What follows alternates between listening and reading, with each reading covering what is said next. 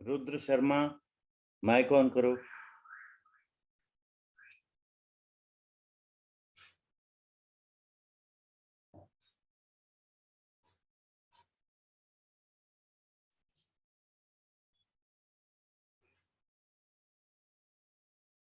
Yes sir. तो तुमने अभी पिछला लेक्चर, जो पिछली मीटिंग थी, वो तो तुमने बिना माइक के ही अटेंड कर लिया। तुम्हें कुछ सुनाई दे रहा था?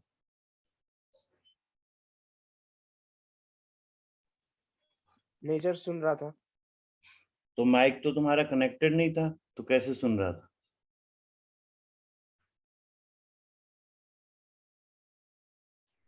उत्कर्ष कटारिया को सुन रहा है?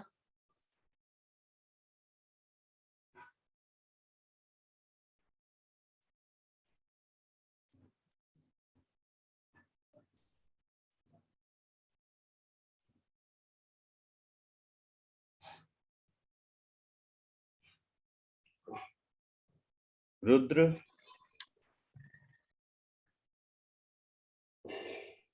Yes sir. तुमको सुन रहा था वहां पे? सर वो बस बिल्कुल लास्ट सी में आवाज गई थी जब आपने उसके बाद ये बोला था कि ज्वाइन कर लेना दोबारा। नहीं, उससे पहले भी मैं देख रहा था कि तुम्हारा माइक नहीं था। वो सर थोड़ी देर के लिए हो गया था, नेटवर्क की वजह से चेंज कर रहा था मैं इसलिए। अच्छा, ये उत्कर्ष कटारिया भी कह रहा है कि मैं सुन रहा हूँ। ऐसे कैसे सुन लेते हैं बिना माइक कनेक्ट किए?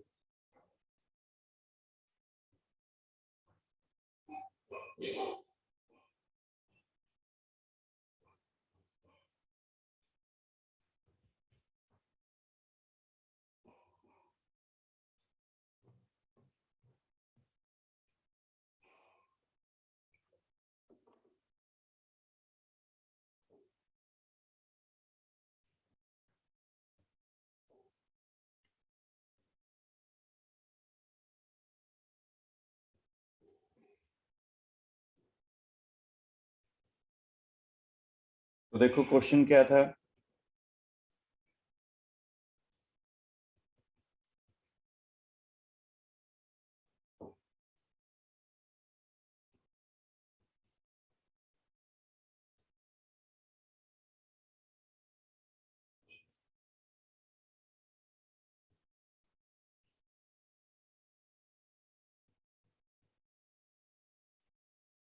पीयूष उज्जवल ने आंसर बताया है।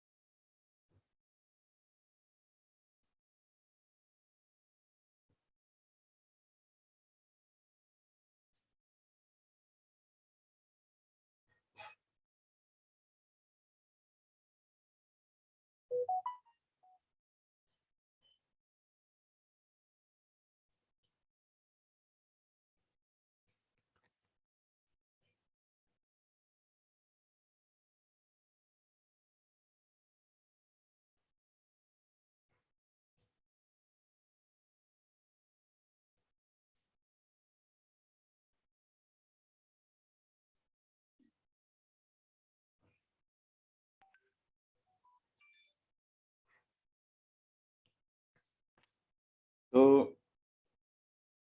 इसके अंदर हमें क्या निकालना है, बताओ? रीडिंग निकालनी है सर। रीडिंग निकालनी है। रीडिंग कैसे आएगी बोलो? टेंशन निकालना है। Yes sir. तो टेंशन कैसे निकालेंगे? सर एक तो 100 न्यूटन हो जाएगी एक तरफ और 50 न्यूटन हो जाएगी, दोनों अपोजिट डायरेक्शन में रहेंगे। जब ऊपर वाली टेंशन देखेंगे तो वो कैंसिल आउट हो ऐसे जाएंगे। ऐसे 50 न्यूटन ऐसे नहीं रीडिंग। निकालना है, ऐसे नहीं निकालना है। तो एवरेज रीडिंग ले लेंगे। नहीं नहीं, एवरेज ऐसे नहीं करना है। देखो यहाँ पर इधर 5 kg है और इधर 10 kg है।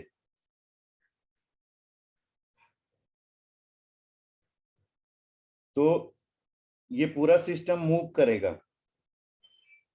ये इधर जाएगा, ये इधर जाएगा, तो एक्सेलरेशन निकाल लो। खींचने वाला फोर्स माइनस अपोज करने वाला divided by net mass.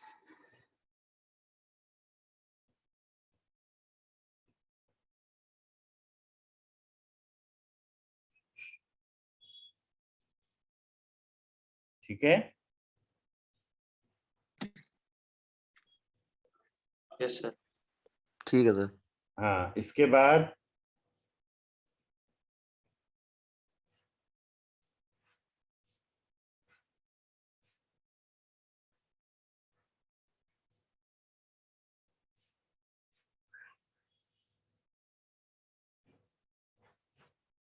Tension निकाल लो।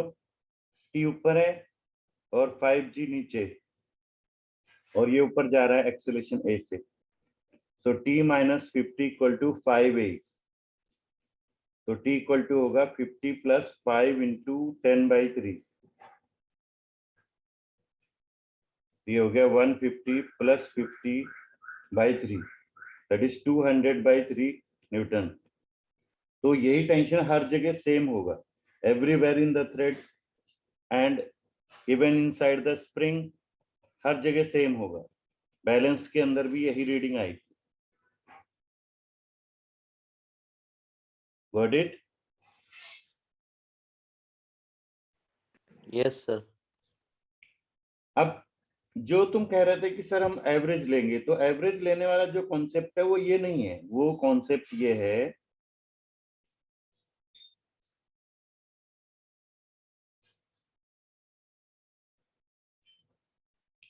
जैसे मान लो कि ये स्प्रिंग है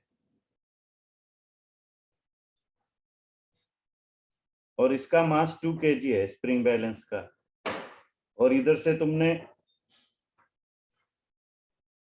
5 kg हैंग कर दिया है, और इधर से 10 kg हैंग कर दिया है। तो अभी क्या होगा, एक्सेलरेशन जो आएगा वो कितना आएगा, देखो एक्सेलरेशन खींचने वाला force minus opposing force over total mass, total हो जाएगा 10 प्लस 2 प्लस 5, यानी कि 50 डिवाइडेड बाई 17 मीटर पर सेकेंड स्क्वायर, ये एक्सेलरेशन आएगा। तो अब जो टेंशन आएगी इस तरफ वो T1 होगी, और इस तरफ जो आएगी वो T2 होगी, और वो T2 इधर एक्ट करेगी और वो T1 इधर एक्ट करेगी। ये बात समझ में आई? सर एक बार दोबारा बताओ। दोबारा देखो, एक्सेलरेशन समझ में आया? Yes sir. तो देखो 5 kg पर जो टेंशन है वो ऊपर लगेगी T1, और 10 kg पर जो टेंशन है वो ऊपर लगेगी T2, और जो T2 यहाँ वही T2 यहाँ, जो T1 यहाँ वही T1 इधर। ये समझ में आया? Yes sir. अब देखो यहाँ पहले क्वेश्चन में टेंशन T हमने ली है, T1 T2 नहीं ली। क्यों नहीं ली? क्योंकि स्प्रिंग का जो मास है वो क्या है, इसका मास क्या है, 0। स्प्रिंग बैलेंस का मास क्या है, 0 है। स्प्रिंग बैलेंस का मास 0 है, और अगर स्प्रिंग बैलेंस का मास 0 होगा तो नेचुरल सी बात है कि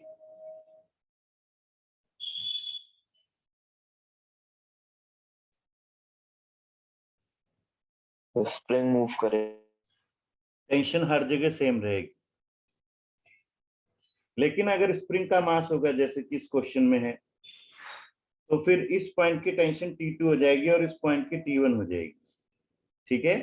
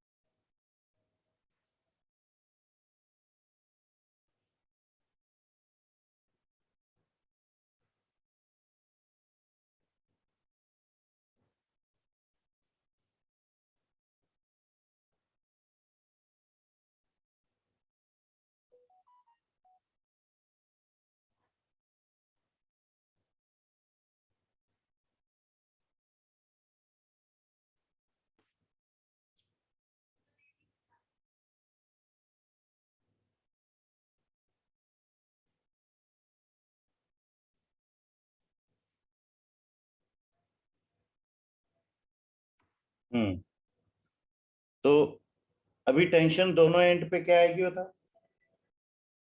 अलग।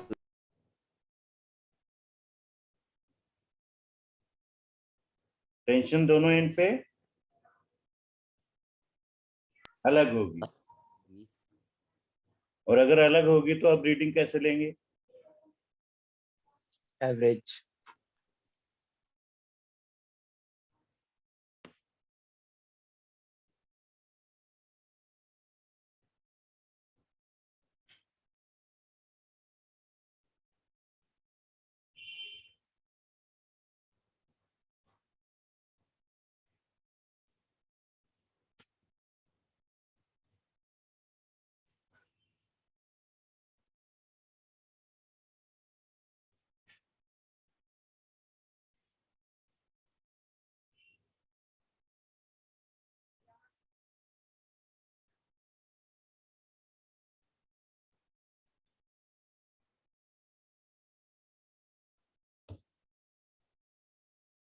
सभी को क्लियर हो गया?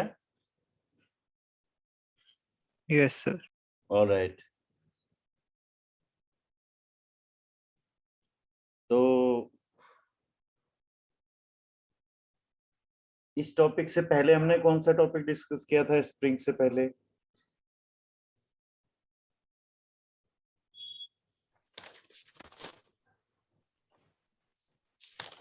Constraint motion. Okay, constant motion हो गया था, ठीक है। और सूडो फोर्स डिस्कस किया था? No sir. नहीं किया था, ओके। सूडो फोर्स डिस्कस नहीं किया था, ठीक है।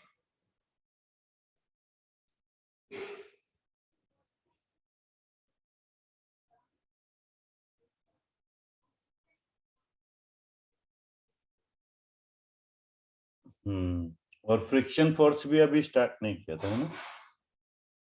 No sir. Alright, alright. तो देखो,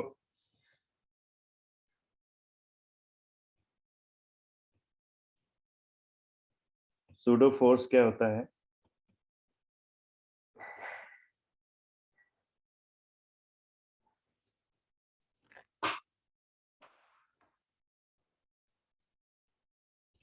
सूडो का मतलब होता है कि जो एग्जिस्ट नहीं करता, ऐसा फोर्स जो होता ही नहीं। तो फिर अगर ऐसा फोर्स है जो होता ही नहीं है, फिर हम उसको क्यों पढ़ रहे हैं? क्योंकि कभी कभी वो फील होता है। तो वो कब फील होता है इसे हम लोग समझेंगे। जैसे मान लो कि ये कार है, and car is moving with acceleration A. Car का एक्सेलरेशन ए है, और इसके ऊपर एक ब्लॉक रखा हुआ है, और फ्रिक्शन कहीं भी नहीं है।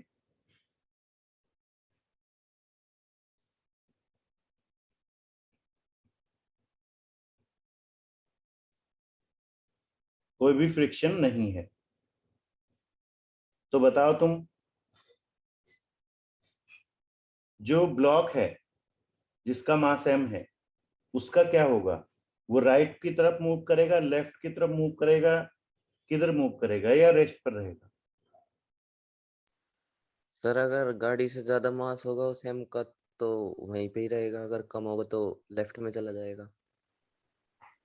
Okay, any other observation?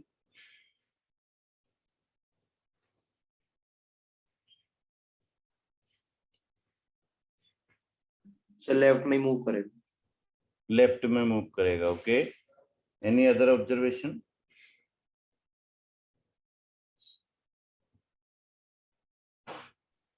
Sir गाड़ी के एक्सलेशन के साथ ही रहे। मतलब फॉरवर्ड ही चलेगा? यस। सर एक्सेलरेशन पॉजिटिव है नेगेटिव है? जिस डायरेक्शन में दिखाया गया है उसी डायरेक्शन में है।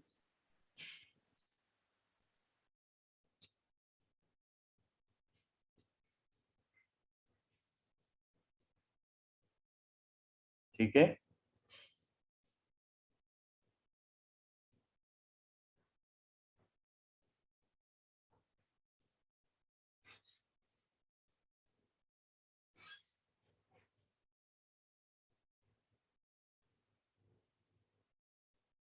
तो देखो, तुम्हें एक एक्सपेरिमेंट याद होगा, मैं दोबारा से याद करा देता हूँ।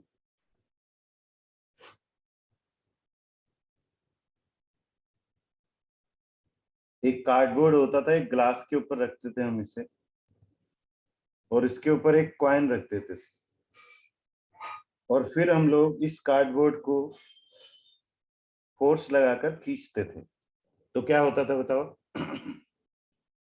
सर कॉइन वहीं पे गिर जाता था। जाता था उसी पोजीशन से। कॉइन यहीं पे रुका हुआ होता था और कार्डबोर्ड यहाँ से निकल जाता था, फिर कॉइन नीचे ग्लास में गिर जाता था। याद आया? Yes sir. चलो अब उस चीज को ध्यान में रखते हुए बताओ, यहाँ पर छोटे वाले ब्लॉक का क्या होगा? वो किधर जाएगा? राइट जाएगा, लेफ्ट जाएगा, या रेस्ट पे रहेगा? रेस्ट पे रहेगा। रेस्ट पर रहेगा। ठीक है, ये बात सभी को समझ आ गई? सर वो एयर रेजिस्टेंस की वजह से पीछे नहीं उड़ चला जाएगा? No no no no no, air resistance तो सभी पे लगता है ना, और वैसे भी हम उसे नेग्लेक्ट कर देते हैं। ठीक है। ठीक है। हाँ, तो और तीसरी चीज ये है कि एयर रेजिस्टेंस तब पिक्चर में आता है जब पहले कोई बॉडी मूव कर रही हो। स्मॉल एम तो पहले से ही रेस्ट पर है, तो उस पे तो एयर रेजिस्टेंस का कोई इम्पैक्ट नहीं आएगा। समझ रहे हो बात को? Yes sir. तो ये चीज है कि स्मॉल एम जो है वो रेस्ट पर ही रहेगा और नीचे वाली गाड़ी चली जाएगी। अब इस गाड़ी की लेंथ एल मान लो। कितनी मान लो इसकी लेंथ?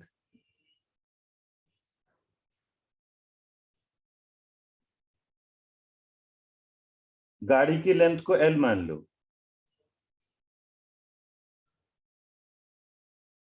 तो बताओ कि इस गाड़ी को पार करने में और इस ब्लॉक, जब ये ब्लॉक गिरेगा, कितना समय लगेगा? जितनी देर में गाड़ी इसको पार कर जाएगी।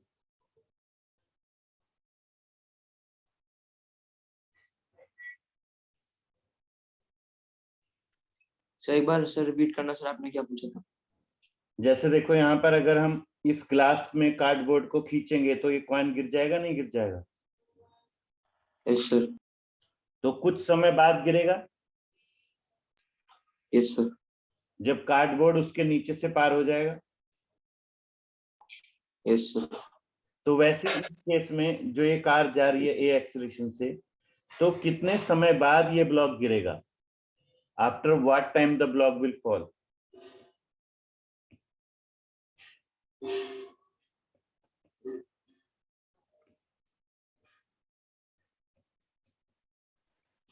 सर स्पीड को क्या माने?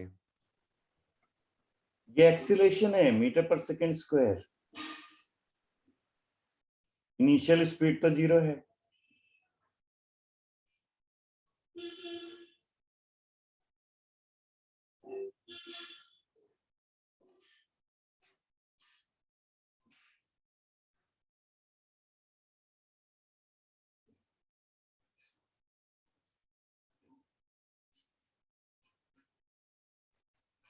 सर वो ब्लॉक कार के साथ चलता ही नहीं रहेगा?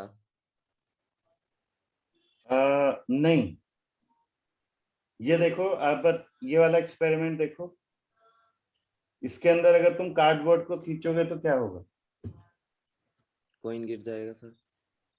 तो कॉइन किधर जाएगा, राइट या लेफ्ट? सेंटर में बिल्कुल। सर अगर आराम से खींचेंगे तो नहीं गिरेगा नीचे। हम्म। अगर एक्सेलरेशन थोड़ी रखेंगे तो थोड़ी ना गिरेगा नीचे। कार्डबोर्ड की बात कर रहे हो? Yes sir. कितनी भी एक्सीलरेशन रख लो, कितनी भी ना रखो, गिरेगा तो गिरेगा ही। फ्रिक्शन को 0 मान लो ना। और अगर नहीं गिर रहा है तो थोड़ा ऑलिव ऑयल डाल दो कार्डबोर्ड पे,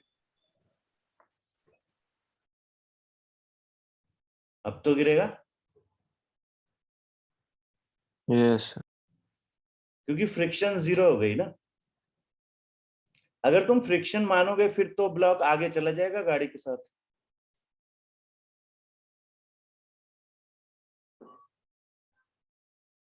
फ्रिक्शन को हमने क्या मान लिया है? 0। सर 0। √12 क्या चीज? सर √2al आ रही है। हाँ, दैट्स राइट। तो ये गाड़ी जाएगी ए एक्सीलरेशन से, इनिशियल वेलोसिटी इसकी 0 है, तो कितने समय में वो एल डिस्टेंस पार कर लेगी? क्योंकि जब गाड़ी आगे चली जाएगी तो ये ब्लॉक गिर जाएगा।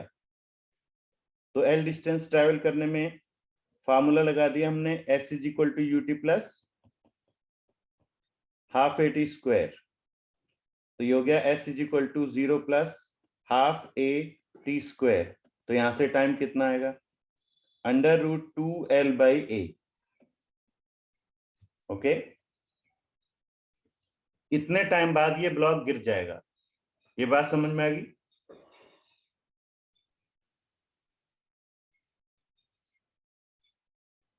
और जो ब्लॉक है वो रेस्ट पर है। Small m is at rest with respect to ground, यानी कि ग्राउंड पर खड़ा हुआ कोई भी आदमी अगर इसे देखेगा तो क्या होगा फिर? उसको ये रेस्ट पे दिखेगा। उसको ये रेस्ट पे दिखेगा। Very right. लेकिन क्या है कि फ्रेम ऑफ रेफरेंस कई तरह के होते हैं। फ्रेम ऑफ रेफरेंस कोई जरूरी नहीं कि ग्राउंड ही हो जहां से हम ऑब्जर्व करते हैं। Frame of reference, frame of reference क्या होते हैं?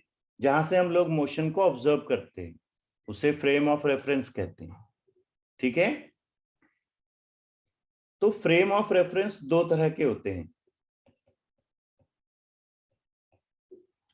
Inertial frame of reference, non inertial frame of reference.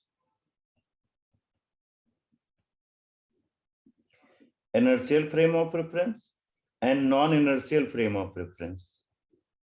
Okay?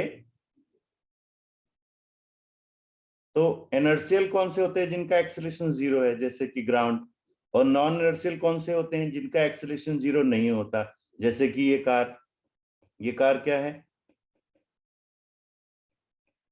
Non inertial है। कार क्या है?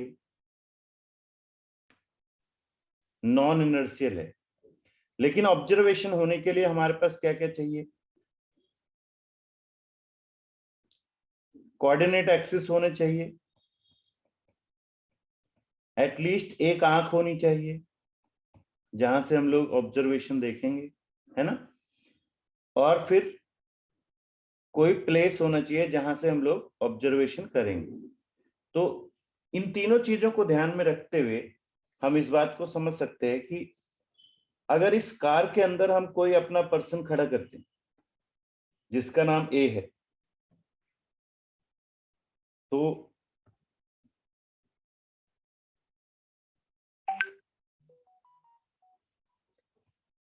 जो ए है ऑब्जर्वर, ये किस फ्रेम में माना जाएगा? नॉन इनर्शियल फ्रेम में। Yes, observer A is in non inertial frame. और अभी हमने जो कैलकुलेशन की है ये सब किस फ्रेम में हो रही थी? ग्राउंड फ्रेम में हो रही थी। ठीक है? तो हम ऐसा मान सकते हैं कि एक आदमी ग्राउंड पर खड़ा है, उसका नाम बी है, उसने ये सब ऑब्जर्व किया और उसने बताया कि ब्लॉक रेस्ट पर रहेगा और गाड़ी चली जाएगी और t इक्वल टू √2l/a समय बाद ब्लॉक गिर जाएगा। ये सब किसने बताया? बी ने। बी ने बताया। तो अब बारी है ए की। ए क्या बोलेगा? ए गाड़ी में ही बैठा हुआ है, तो उसको गाड़ी नजर आएगी रेस्ट पे। जैसे कि तुम कमरे में बैठे हो तो तुम्हें कमरा रुका हुआ दिख रहा है, लेकिन ये कमरा मोशन में है, अर्थ घूम रही है और तुम भी घूम रहे हो, लेकिन तुम्हें पता नहीं चल रहा है क्योंकि तुम उसी कमरे में बैठे हो, अर्थ पर ही बैठे हो, तो इसलिए अर्थ रेस्ट पे नजर आ रही है।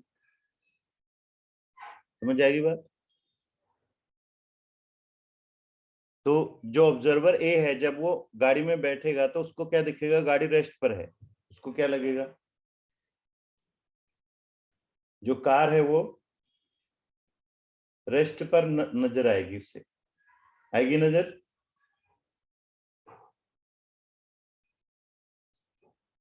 कार उसको रेस्ट पर नजर आएगी या नहीं?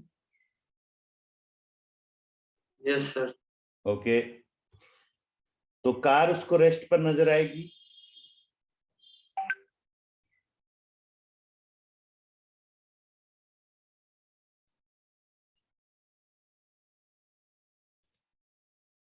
और अगर कार रेस्ट पे नजर आएगी तो फिर क्या होगा?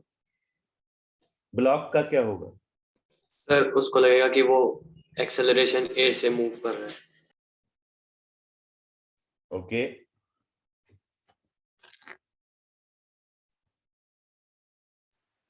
तो उसको लगेगा वो भी रेस्ट पे ही है उसके साथ। ऑलराइट। और कोई ऑब्जर्वेशन? उसको लगेगा ब्लॉक पीछे। ओके, नहीं, जब ये समझो कि अगर कार ही रेस्ट पर है तो उस पे रखा हुआ ब्लॉक उसको कैसे मोशन में नजर आ रहा है, ये समझ में नहीं आ रही बात।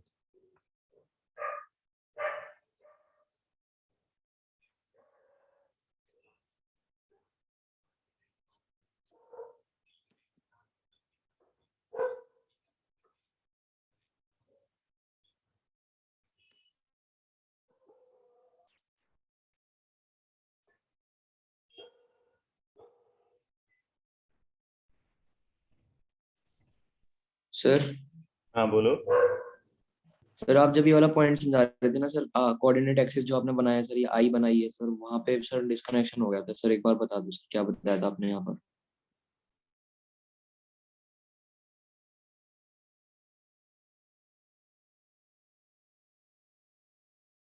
यहाँ पर मैंने ये बताया था कि भाई किसी भी चीज को ऑब्जर्व करने के लिए हमें एक तो ऑब्जर्वेशन के लिए आंख होनी चाहिए, है ना, कोऑर्डिनेट एक्सिस होने चाहिए और कोई जगह होनी चाहिए जहां पे हम खड़े होकर ऑब्जर्वेशन करेंगे।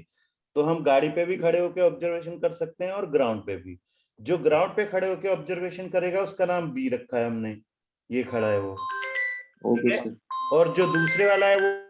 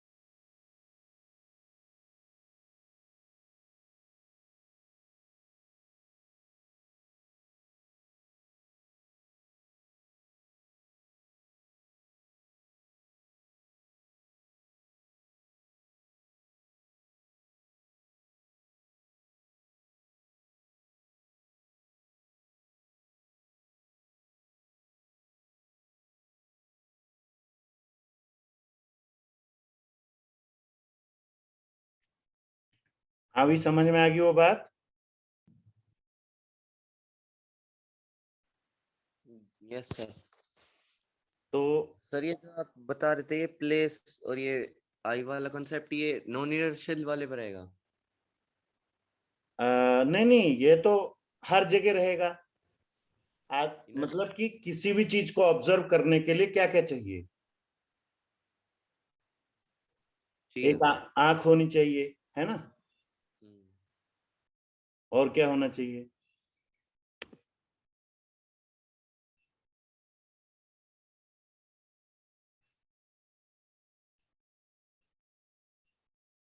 उसके पास कोऑर्डिनेट एक्सिस होने चाहिए,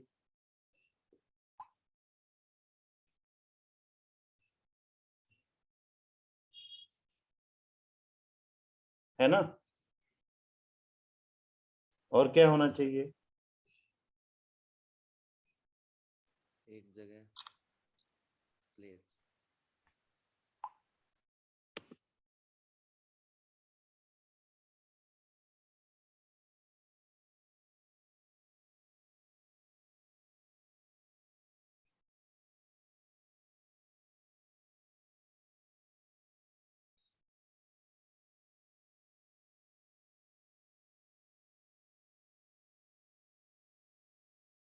अब वो ऑब्जर्वर तो कहीं भी खड़ा हो सकता है ना, ग्राउंड पे भी खड़ा हो सकता है और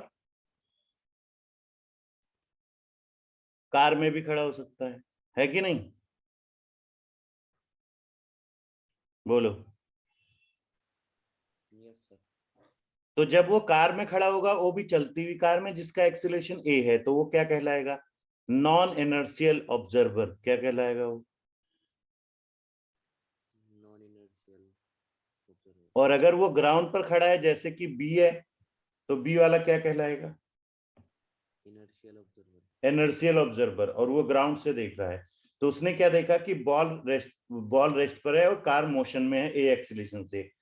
अब ए वाला क्या देखेगा वो बताओ? सर ये एक्सेलरेशन से मूव कर रही है, ब्लॉक भी और वो भी।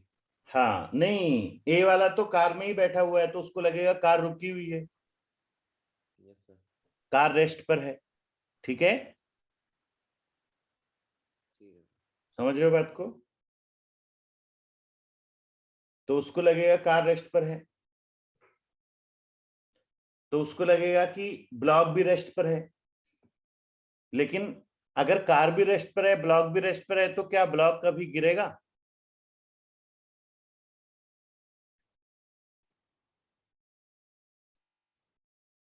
क्या ब्लॉक कभी इससे गिरेगा? सर उसे ब्लॉक कैसे दिखेगा रेस्ट पे? जब कार ही रेस्ट पे उसको दिख रही है, तो फिर ब्लॉक तो उसी पे रखा है ना। लेकिन कार तो मूव कर रही है। वो तो तुम्हें दिख रहा है ना, जो ऑब्जर्वर कार के अंदर है वो क्या देखेगा, वो सोचो ना। सर तो सर वो जुड़ी हुई थोड़ी है, नॉन फ्रिक्शन सरफेस है। फिर से तुम बाहर से देख रहे हो, कार के अंदर बैठो, तुम्हें क्या पता ऊपर वो किस चीज से है किस चीज से नहीं है। तुम अंदर बैठे हो और तुम्हारी कार के ऊपर छत पे किसी ने कोई सामान रख दिया, और तुम्हें दिख रहा है कि कार रेस्ट पे है, तो तुम्हारी नजरों में वो सामान रेस्ट पे है या मोशन में? रेस्ट पे।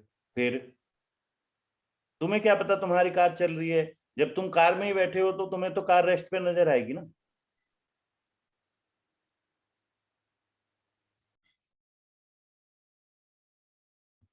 देखो, इस बात को ऐसे समझ लो, जो ऑब्जर्वर अंदर है उसका एक्सीलरेशन कितना है? ए। और कार का एक्सीलरेशन कितना है? A. So acceleration of observer with respect to car, ये कितना हो जाएगा? Acceleration of car with respect to observer, ये कितना हो जाएगा? ए माइनस ए कितना हुआ? 0। यानी कि कार का एक्सीलरेशन ऑब्जर्वर को क्या दिखाई देगा? 0। 0। यानी उसको लगेगा कार रुकी हुई है। समझ आ रही बात? तो वो चीज तो सर ब्लॉक के साथ भी हो जाएगी, फिर ब्लॉक का भी तो एक्सेलरेशन ही है। देखो क्या है कि इसको अभी नहीं पता है उसके बारे में, इसको जो लग रहा है ये वो बोल रहा है, तुम समझो बात को। ये तो तुमको पता है ना कि ब्लॉक ए वहां पर उसके बीच में कोई फ्रिक्शन नहीं है, कार चल रही है, वो गिर जाएगा, ये सब तुम्हें पता है ना बाहर से, यानी कि ऑब्जर्वर बी को जो ग्राउंड पर खड़ा है। ए को तो कुछ भी नहीं पता, ए तो अनजान है, उसको क्या पता। ए तो कार के अंदर बैठा हुआ है। समझ गए बात को?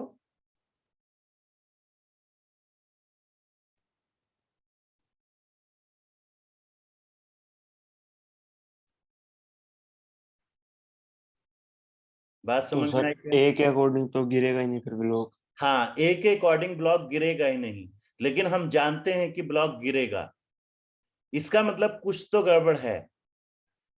उसी गड़बड़ को सही करने के लिए न्यूटन ने एक फोर्स की खोज की जिसका नाम था सूडो फोर्स। इसे क्या कहते हैं? सूडो फोर्स कहते हैं। क्या कहते हैं इसे? Pseudo force. और ये ब्लॉक पर अपोजिट डायरेक्शन में लगता है, और इसका फार्मूला होता है मास टाइम एक्सीलरेशन, यानी कि मास लेंगे ब्लॉक का और एक्सीलरेशन लेंगे फ्रेम का, ये हो जाएगा मास टाइम एक्सीलरेशन, और इसे वेक्टर फॉर्म में लिखेंगे -ma। समझ आएगी बात?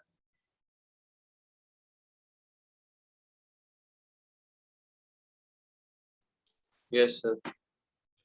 तो ये सूडो फोर्स की खोज इस तरीके से हुई है, ठीक है? इस तरीके से सूडो फोर्स डेवलप हुआ है, न्यूटन ने इस तरीके से इसकी खोज की है, क्योंकि जिससे हर तरह के ऑब्जर्वर को हर चीज सही नजर आ सके। अदरवाइज तो ऑब्जर्वर ए को कुछ दिखेगा ही नहीं, उसको तो यही लगेगा भी ब्लॉक तो रेस्ट पर है।